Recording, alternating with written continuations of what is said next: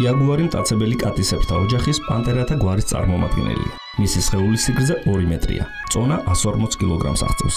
ფერი მოწითალო-ყვითელია, თან შავი რგოლები და ხალები აქვს. ზოგჯერ გვხვდება შავიც. სწორედ ეს ცხოველი გახდა სიმბოლო, რომ ავტომობილის ლოგოტიპი გამხდარიყო.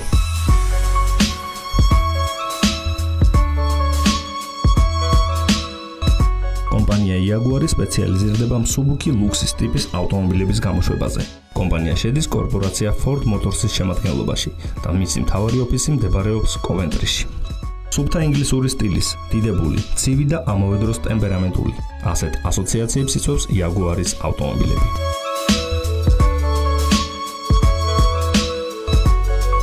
კომპანიის ისტორია დაიწყო იქიდან, რომ ორმა ბრიტანელმა, უილიამ ლაიონსმა და უილიამ ვოლმსლიმ 1922 წელს დააარსეს კომპანია Swallow Sidecars. 1931 წელს ლონდონში ავტომობილების გამოფენაზე წარმოდგენილი იყო 2 მოდელი, ავტომობილი SS1 და SS2, რომლებმაც დიდი მოწონება დაიმსახურეს. 1940-იან წლებში გამოვიდა მოდელი SS100, რომელიც იყო სუფთა კლასიკური მოდელის სპორტული მანქანა. სწორედ ამ დროისთვის კომპანიის სიმბოლო SS-ი დისკრედიტირებული აღმოჩნდა მესამე რეიხის გამო და გადაწყდა მისი შესვლა ახლით. სიმბოლოს შექმნა შეუკვეთეს ერთ-ერთ სარეკლამო კომპანიას და შეიქმნა ყველასათვის კარგად ცნობილი იაგუარის ფიგურა. 1945 წლიდან კომპანიას ეცვლება სახელი და ხდება Jaguar Limited.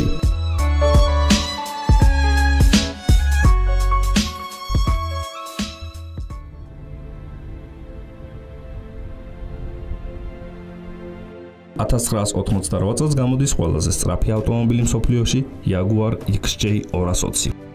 1999 წელს Jaguar-ს ყიდულობს ამერიკული კომპანია Ford-ი $2.5 მილიარდ.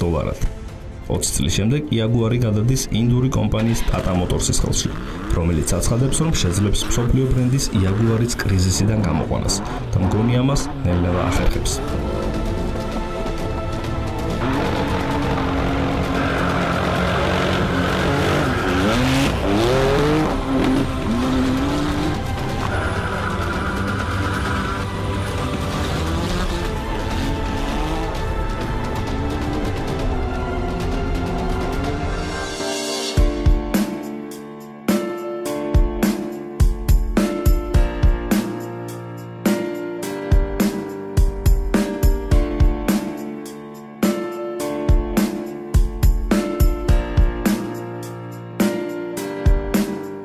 Jaguar F-Type შეიქმნა იმისთვის, რომ პირდაპირ კონკურენცია გაეწია ბაზარზე. პირველ რიგში 911 Porsche-ისთვის, შემდეგ Audi R8-ისთვის და Aston Martin-ისთვის.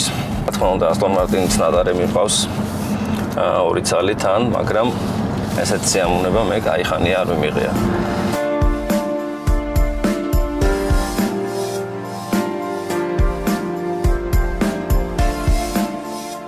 ის არის, რაც მე მიყვარს.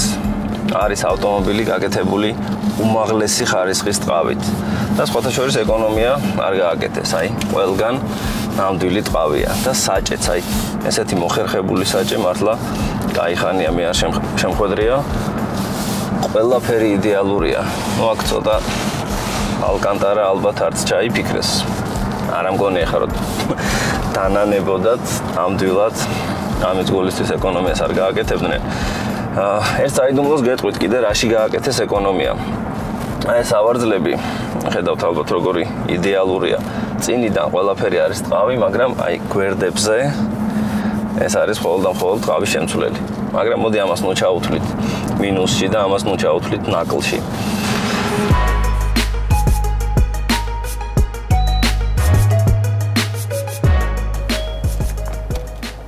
ისე არ თავს, ესე კნოპკას უნდა მიეჭირო და მე ერთავს უკანასვლის რეჟიმზე. ძალიან გვეხმარება. ყოველთვის უნდა იხმაროთ ღილაკი. როდესაც რთავთ. ძალიან რბილი და მოსახერხებელი გადამრთველი აქვს, უკნიდან რეზინით დაუყენეს, არის მსუბუქი, პლასტიკატი. ეს ავტომობილი გამოდის, რა თქმა უნდა, ჯერ ძარას ვიტყვი როდსტერიც და კუპეც, არის 2 ვარიანტი, ხოლო ძრავი გამოდის 3 ვარიანტი, 3 სახის. ჩვენ ყავს ამ შემთხვევაში ყველაზე უფრო ძლიერი ავტომობილი. What's more exciting than Jaguar-ის თითქმის ყველა მოდელი crash test-ის დროს ყოველთვის უმაღლეს ქულებს მოიპოვებს. F-Type-ის შემთხვევაში კი ასეთი თავდაჯერებული ვიდეო რგოლი შემოგთავაზეს. Crash testing it, of course.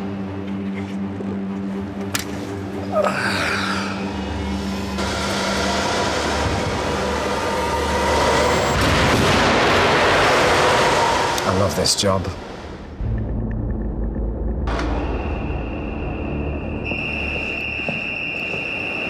In fact, we crash test up to 60 cars when developing a new model. Because in this game, protection is important. Some of my finest work. I hope you never get to see it.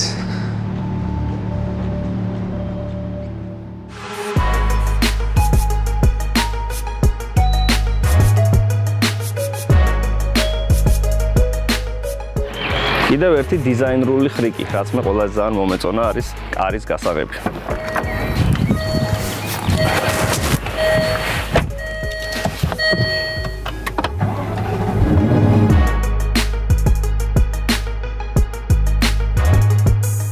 სათავსოები აქვს ძალიან ცოტა.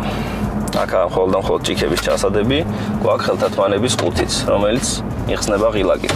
ხო, მინდა ხაზი გავუსვა, რომ სედანზე ჩვენ შეხვდა ესეთი ღილაკი, რომელიც ცოტა ქვევით იყო განთავსებული და როდესაც გვერდზე ადამიანი დაგიჯდებოდათ, მუხლით აღებდა იმას ხელთათმანების ყუთს. თქვენს ენაზე ბარდაჩოქს. ეხლა გამოასწორეს და ცოტა ზევით აიტანეს, რაც მომეწონა ყოჩახ. ის მართლა შეცდომა იყო და მართლა დიდ მინუსად უთვლიდნენ ყველანი. რა თქმა უნდა მოიფიქრეს, რომ ღილაკით კარგია, მაგრამ აი ეს მუხლი არ უნდა ეხებოდეს. ხო, აი ეს რატო გააკეთეს ესე არ ვიცი, იმიტომ რომ გვერდზე ადამიანი ვერ მიუდგეს, თუ რატო არ ვიცი. რაც გამახსენდა ბავშვობაში სკოლაში რაღაცას რო წერდი და რო არ გინდოდა რომ ვიღაცას გადაეწერა და რაც ეგეთ რაღაცას რო აკეთებდი. ანუ ყველაფერი მძღოლზეა გათვლილი. ნუ ერთი დატოვეს ხელის მოსაკიდი, რომ თუ შეეშინდება გვერდზე გზავრს ხელები მოკიდოს და უფრო რაღაც პარად იგრძნოს თავი. მაგრამ რატო, როდესაც სავარძლები ისეთი კომფორტულია, ისე კარგად ძიხარ და კიდე ერთი ნიუანსი აქ აქვს ღილაკი, რომლითაც თქვენ წელის სივიწროვეს აკონტროლებთ. ანუ ავტომობილი, ანუ ეს არის წონაზე, ადამიანი თუ უფრო მსუქანია, შეუულია ეს გვერდზე ფრთები უფრო გახსნას. თუ გამხდარია, პირიქით შეავიწროვოს და უფრო კარგად და მჭიდროდ იჯდეს. ნუ ეს არის ფაქტიურად კოკპიტი, წყოლზე გათვლილი და არის სპორტკარი.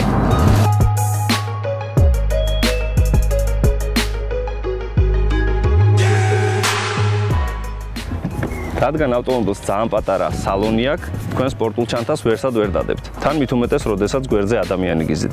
სამაგიეროდ საბარგული აქვს საკმაოდ დიდი და ტევადი.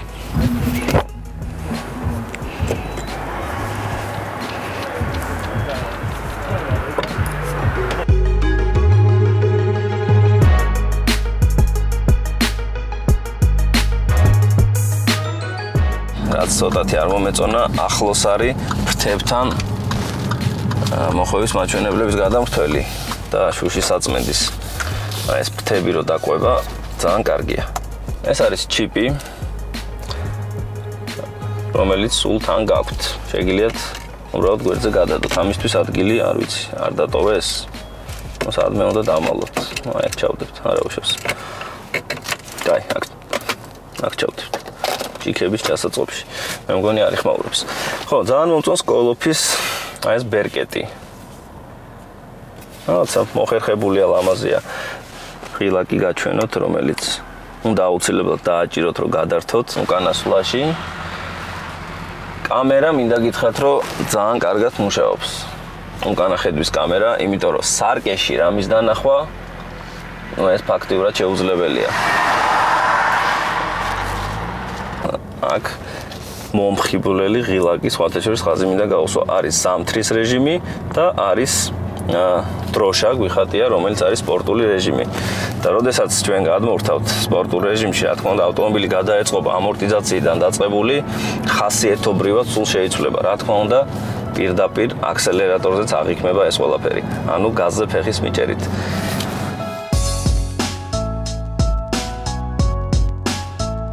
100 კმ/სთ-მდე სიჩქარე თითქმის 4 წამში მიიღწევა. მაქსიმალური სიჩქარე კი საათში 300 კმ-მდე იქნება შეზღუდული. ავტომობილი 5 ლიტრიანი, V-ტიპის 8 ცილინდრიანი ძრავით არის აღჭურვილი, რომელიც 550 წენის ძალას და 630 ნიუტონ-მეტრს გამოიმუშავებს. ახლა გაჩვენებთ Jaguar F-Type-ის ძრავს.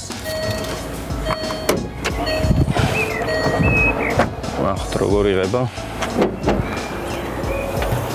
ესე იგი, ძრავი გვაქვს 5 ლიტრიანი, V-ტიპის 8 ცილინდრიანი და მას 550 ცხენის ძალა აქვს. ძრავთან ZF-ის წარმოების 8 საფეხურიანი ავტომატური კოლოფი არის დაკავშირებული. ამ ტანდემით ავტომობილს ადგილიდან 100 სასაკრებად 3.9 წამიყოფნის. ძრავის გარდა F-Type-ს მოდერნიზებული წინა საკიდარიც აქვს. გარდა ამისა, შეცვლილია ზამბარების და ამორტიზატორების წყვილების მახასიათებლები. ისინი ადაპტირებადია და სიმაღლეშიც რეგულირდება.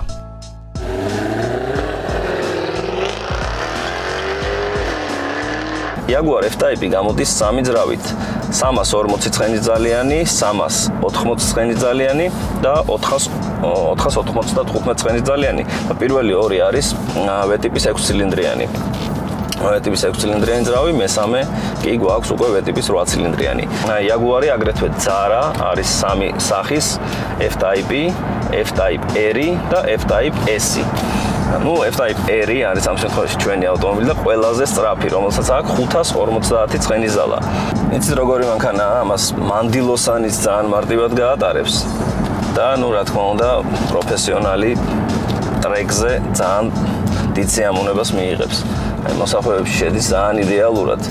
აი, თითქოს გავარდნის მომენტი აქვს ძალიან პატარა. ანუ ტრასიდან არ გაგისვრის ეს ავტომობილი. ასე მგონია მართლა სლიკებზე დგას და ისე ეჭიდება ტრასას.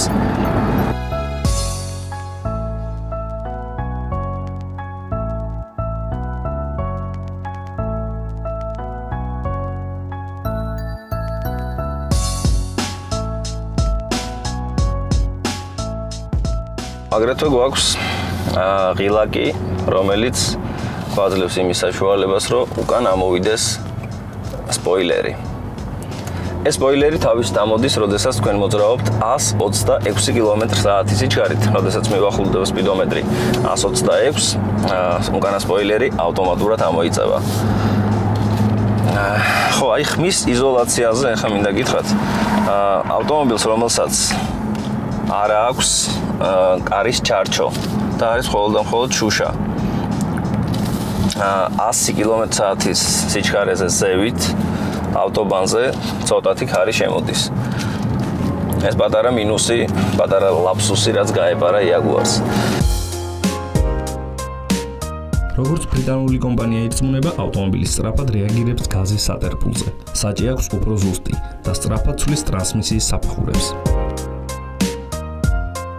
ზუსტად 10 წლის წინ, როდესაც მე დავიწყე გადაცემის კეთება, პირველად გავატარე Jaguar XK8 კაბრიოლეტი. გეხსოვებოდათ ალბათ გიორგი კინკლაძის ცნობილი Jaguar-ი.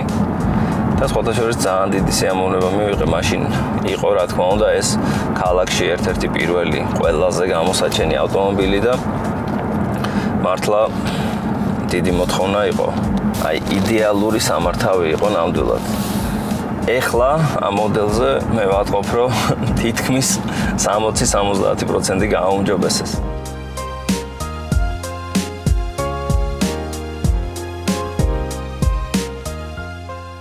როგორია ადგილიდან სტარტი, სპორტული რეჟიმიც და აგრეთვე გავთიშეთ მოცურების საწინააღმდეგო სისტემაც.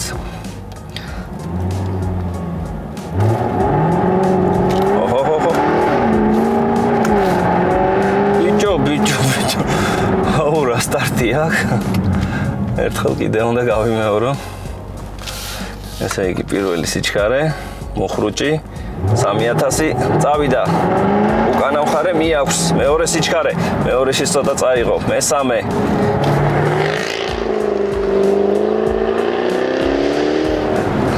ძალიან მაგარია. მინდა გითხრათ, რომ ავტომობილს აქვს 8 საფეხურიანი სიჩქარის გადამთველი, რომელიც მიერთებულია პირდაპირ 5 ლიტრიან ძრავზე. რაღაცა ეს ვითომ ერთი მსხვილი უწყინარი ავტომობილი, მაგრამ არ უნდა გააღვიძოთ მისი მონსტრი, რომელიც მის კაპოტქვეშ იმალება. თუ გააღვიძეთ, უნდა შეგეძლოთ ამის დაჭერა მაინც. მინიმუმ. აღარ ვამბობ მართვაზე და მოსახლეებში შესვლაზე. წნევა წავიდა თავში. ეს ერთხელ კიდე უნდა ვცადო. აჰა. აბა, გავჩერდით. პირველი სიჩქარე. მეორე. მესამე. ესე იგი, როდესაც გადმორთული გვაქვს სპორტ რეჟიმზე, აუცილებლად თქვენ უნდა გადართოთ, ბოლომდე გიწურავს და არ გადაგირთავს.